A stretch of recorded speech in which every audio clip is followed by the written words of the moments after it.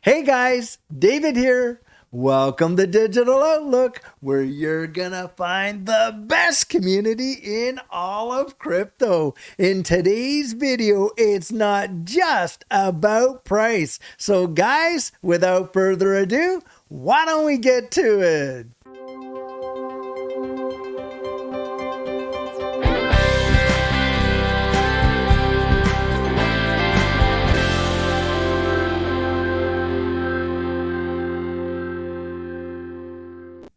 Now, guys, something that we have talked about at length on this channel is having the proper focus, looking long-term down the road. Too many people get absolutely wrecked, getting caught up in the day-to-day penny moves in this space. Now, think about this. When you originally bought into XRP, whether you're buying it 20 cents, 30 cents, 40 cents, 50 cents, whatever it was, were you buying it just to see an appreciation when it went from 40 cents to 90 cents and then you were going to sell? Well, of course not. Even people that were buying it at $2 and $3 weren't looking at it at that. We have been looking long-term down the road at major price appreciation when we're into the double and even the triple digits, and perhaps holding on even till the quadruple digits, or the 4 digits, I should say. Guys, the deal is this. When we think of those prices, I'm telling you what, it's not just going to come about by sentiment alone, but there is going to have to be institutional global adoption. Now, something that is really necessary, and that is something we've touched on in this channel before. And guys, I want you to just take a look at this article right here with Brad Garlinghouse. Now, here the title is Ripple CEO has an important message for the crypto community regarding, guys, you guessed it, regulation. As the debate for implementing crypto regulation continues to surface, Brad Garlinghouse, CEO of Ripple, has recently shared his perspective. At a recent conference in Singapore, Garlinghouse highlighted the importance of crafting appropriate regulatory frameworks for the crypto industry. Guys, until we see regulatory clarity on a global level and get that institutional adoption, we probably are not going to see the massive price appreciations that we're expecting. Now, this next bull run, I'll tell you what, it is my personal opinion that we have the potential to see some phenomenal numbers, to be sure. But if we're getting that regulatory clarity at the same time, I'm telling you what, it could be absolutely, take it to the stratosphere kind of move. And why? Because, guys, when you're dealing with a bunch of these massive behemoths in the institutional world, they can't touch this space without regulatory clarity. And why is that? Well, they got fiduciary responsibilities, and you're talking about hedge funds and pension funds and the like,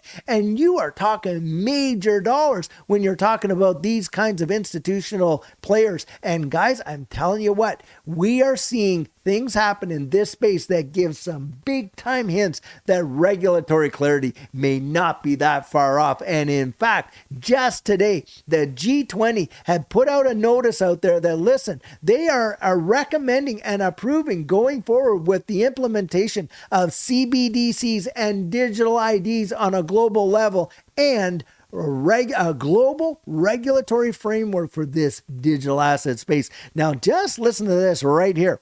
While appearing at Token 2049 in Singapore, Garlinghouse emphasized the inevitability of governmental involvement in crypto. Garlinghouse highlighted a prevailing sentiment among certain factions of the crypto community that vehemently oppose any form of regulation. Guys, I'm telling you, you want to see your bags absolutely explode in terms of price and appreciation, we're going to have to deal with this issue right here, regulatory clarity. According to Ripple CEO, this is a stance that, if perpetuated, may hinder the industry's long-term growth. Garlinghouse said, in my judgment, if we want this industry to thrive and fundamentally rewire how financial infrastructure works, we can't pretend like government regulation doesn't matter, guys. It's that old golden rule. They who hold the gold make the rules. And guys, we know that we have to get out there and get our voices heard. So when this regulation comes and we get a regulatory framework, it's one that allows this space to absolutely thrive. And Brad Garlinghouse is right. If we don't get on board and help to work with these, then we're literally hindering this industry's long-term growth. And if we want it to thrive and fundamentally rewire how this financial infrastructure works, then guys, we need to get behind it and be a part of this change. Now, Garlinghouse stressed the importance of agreeing on foundational regulatory elements, referencing the ongoing disagreements that ripple through the crypto world. The Ripple CEO noted, I still do find categories of the crypto community fighting on some of these basic regulatory frameworks. And what's he talking about? Well, anti-money laundering and know your customer. These guys are established protocols in the traditional financial sector to combat financial crimes and ensure transparency. Garlinghouse believes that their inclusion with the crypto sector is paramount. And the thing is this, guys, look, we're going to have to find some levels of common ground for sure. And there's going to be, give and take on both sides. Well, one thing we know for certain is there's not going to be any give when it comes to AML and KYC. That is actually going to be something that and look at, if you're not up to anything nefarious and I'm not up to anything nefarious, then I have no issue whatsoever with know your customer and anti-money laundering. It protects you and it protects me. Listen, when we're talking about major rug pulls, and I have been a victim into the thousands of dollars on some rug pulls, you know what, guys? The ones that had the biggest rug pulls and all that were people that were hiding behind that curtain of anonymity, using that whole Satoshi Nakamoto culture literally against a lot of people and their naivety, ripping them clean off. And I'm going to tell you what, that part of this digital asset space, that's something we have to deal with and get out of there. How many times you've been watching a YouTube video and you see someone come on, oh yeah, Ripple's doing a big giveaway to celebrate the fact that they got this, regulatory clarity. You just send me 1,000 XRP. Boy, I'm going to send you 10,000 back. Come on, guys. We got to deal with these fraudsters and get them out of here, because most of us are in here to make a legitimate profit and really see our lives transform, doing it in a legal and responsible fashion, not out there ripping people off. And that is why Brad is saying what he's saying right here. With Ripple currently navigating the legal battle with the U.S. Securities and Exchange Commission, Garlinghouse articulated AML is going to matter. KYC is going to matter. If you're taking the point of view that we're going to circumvent those things, that's not the industry I see 5 to 10 years from now that's really thriving and growing. Absolutely no way, guys. Garlinghouse also touched on the challenging environment for crypto entrepreneurs in the United States.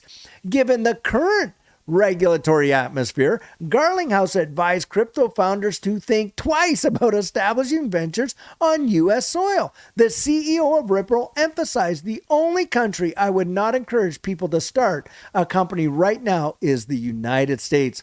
There's probably some others, but the U.S. is a big one to call out. And why? Because of the lack of their regulatory clarity. Guys, I believe it's coming. I think it's going to come a lot faster than most of us think, but we're not going to be able to move forward until we absolutely see it. This is just one of Garlinghouse verdicts over the past few days. As reported yesterday, the Ripple CEO also shared insights on the ongoing appeal by the SEC regarding a court decision by Judge Annalisa Torres.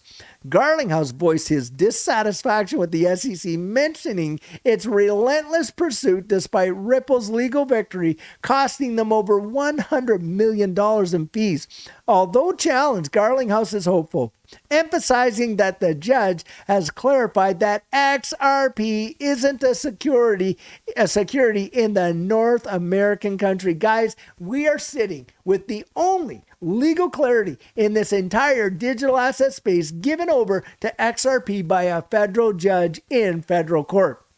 Now, the SEC's appeal focuses on specific circumstances and potential investment contracts. Garlinghouse is confident that ascending the U.S. appellate court system, known for its conservative stance, works in Ripple's favor. Garlinghouse firmly believes Ripple's position, stating that facts are on our side and so is the law. And guys, this is the deal right here. When you're talking about the SEC and their interlocutory appeal, they're not even appealing the fact that XRP has been determined not to be a security. They're dealing with the programmatic sales. Guys, there's got to be an investment contract. And why is that? Because I'll tell you what, if it wasn't that way, then all the oranges sold in the United States and from the 1940s onward by all these grocery stores, those grocery stores would have had to register with the SEC because they were selling securities that were oranges. I mean, that's ridiculous. That is absolute hogwash. It was the investment contract, guys. It was not the asset. And that's the facts. It is XRP is not nor ever will be deemed to be a security. Now, guys, just take a look at this article right here. Ripple's party is not just about price, but a celebration of its freedom. Absolutely. Now, listen to this. Wall Street veteran Linda P. Jones has shed light on Ripple's upcoming proper party, dispelling rumors that it is solely about the price of XRP. Instead, Jones revealed that the event represents a celebration of Ripple and XRP's freedom from legal constraints. Why? We just got that legal regulatory clarity. And what happened? Literally within a 24-hour period, practically every exchange in the United States had relisted XRP. Jones expressed her enthusiasm for the proper party, which is slated for September 29th in New York City. Now, Judy and I have registered, and boy, I sure hope that we get to attend. There's a few things going on in the household, so we're going to see, but it's our plan to be there. I'll tell you what. She anticipates the event to be a great opportunity to connect with the vibrant XRP community and showcase the company's recent achievements.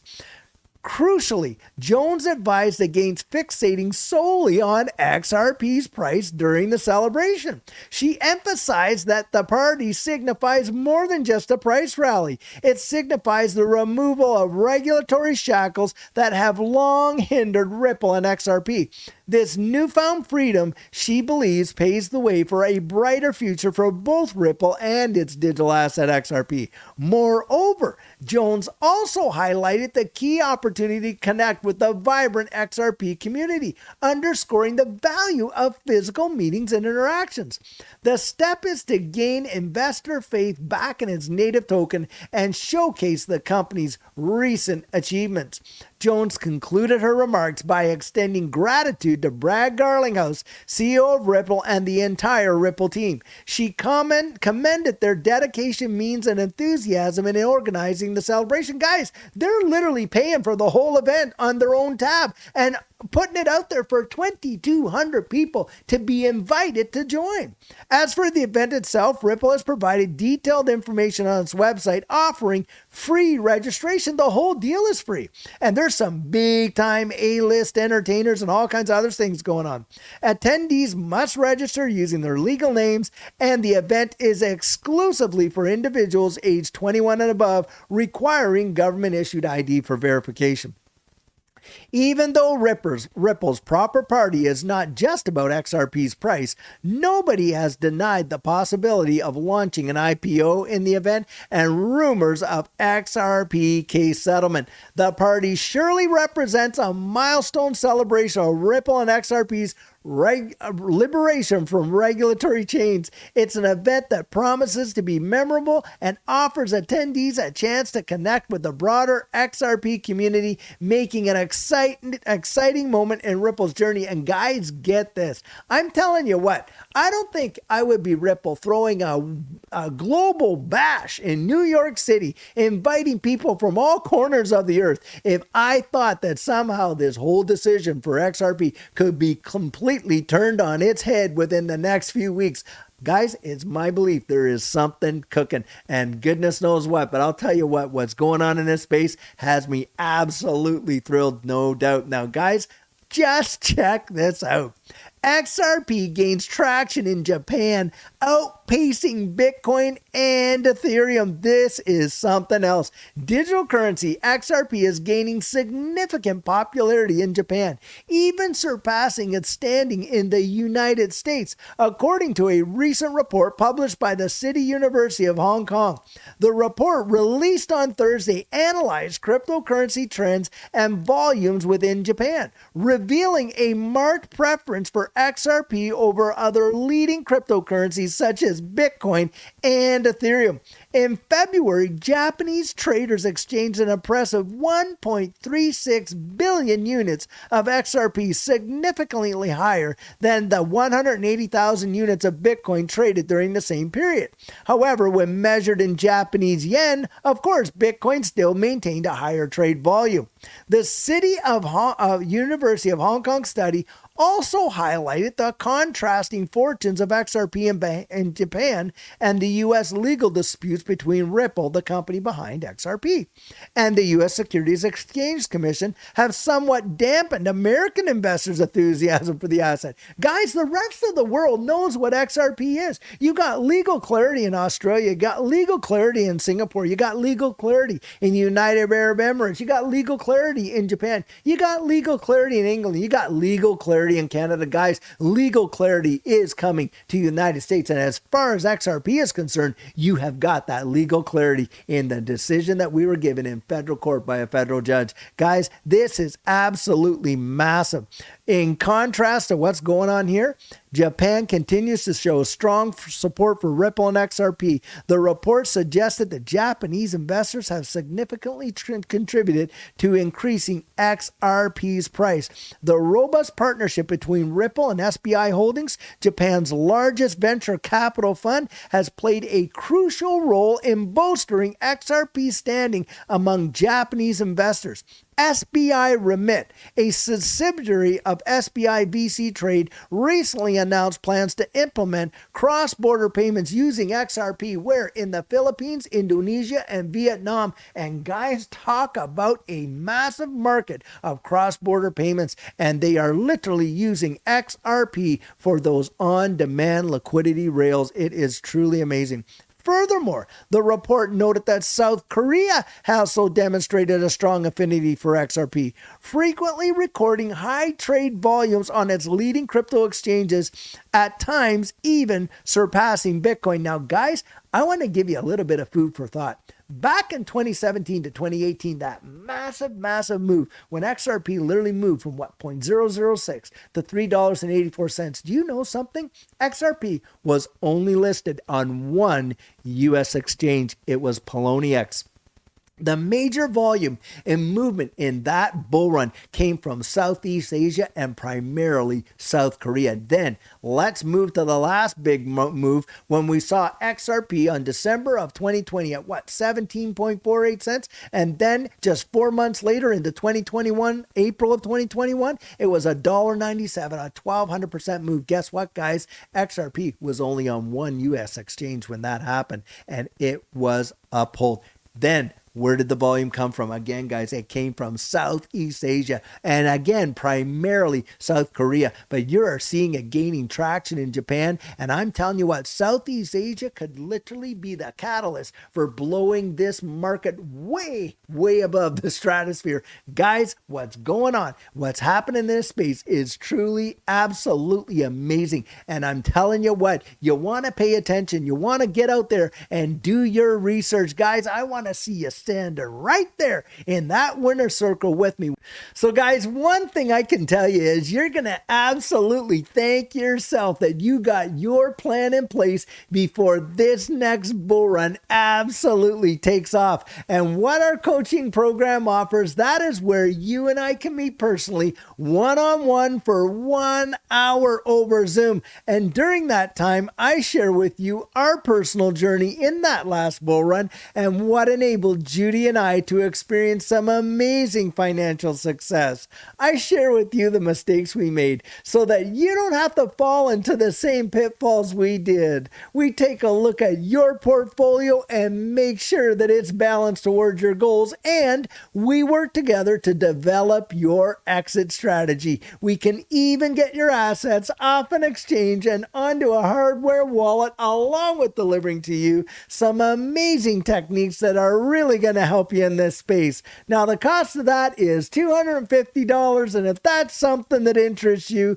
you write me right there at coaching@thedigitaloutlook.com and we'll get you all booked in. So guys, this is the video I have for you today, and as always, I truly hope that you enjoyed it. Now, many of you know I'm not a financial advisor, and this isn't financial advice, but if you found value in it, if you'd hit that like and subscribe, I'd appreciate it. And hey, don't forget to put your comments right down there in the comment section and hit that notification bell so that you don't miss out on any of our regularly released videos. So, in the meantime, and in between time, stay safe, be blessed, and I'll catch you in the next one.